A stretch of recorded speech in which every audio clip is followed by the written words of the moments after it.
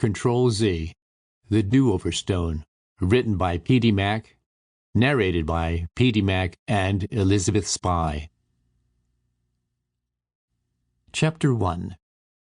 Mark sat on the park bench, adding up the number of ways he'd hoped she'd die. His favorite so far was abduction by terrorists, followed by horrific torture.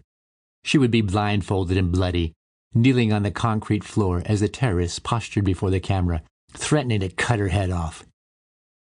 Gazing out over the lake, watching the herons glide in wide-winged flight, then settle among the cat-o'-nine-tails, made him think a plane crash might be good.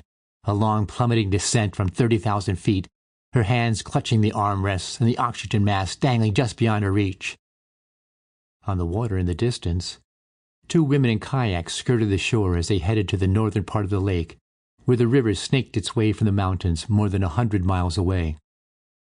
The music theme from Jaws echoed, as he envisioned her paddling furiously as the shark fin cut through the tranquil water, her cries of terror unheeded. The day was lazily warm, and the scent of fresh water and flowers and trees would normally have invigorated Mark. But today was not one of those days. Normally, instead of sitting here in the early afternoon, he would be at work as an insurance adjuster. Well, that wasn't really accurate. He didn't adjust anything except maybe the thermostat in the office when Sheila complained it was too hot, which was most of the time because she was continually having hot flashes. Her condition reduced the temperature in the office to that of a meat freezer.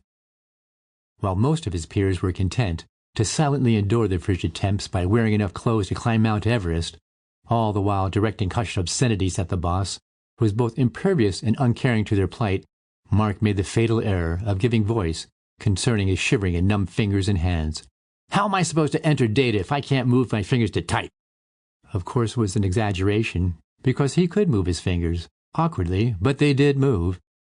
Hearing his frustration, Sheila emerged from her office and curled a lip before acidly observing, "You don't like working here?"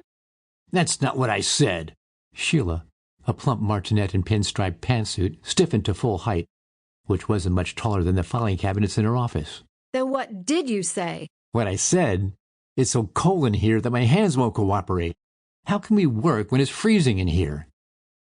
Sheila stood imperiously gazing out over the low-walled cubicles, where the heads of her subordinates popped up like so many prairie dogs. "Who else thinks it's too cold in here?" she demanded, her tone daring anyone to join Mark's doomed crusade.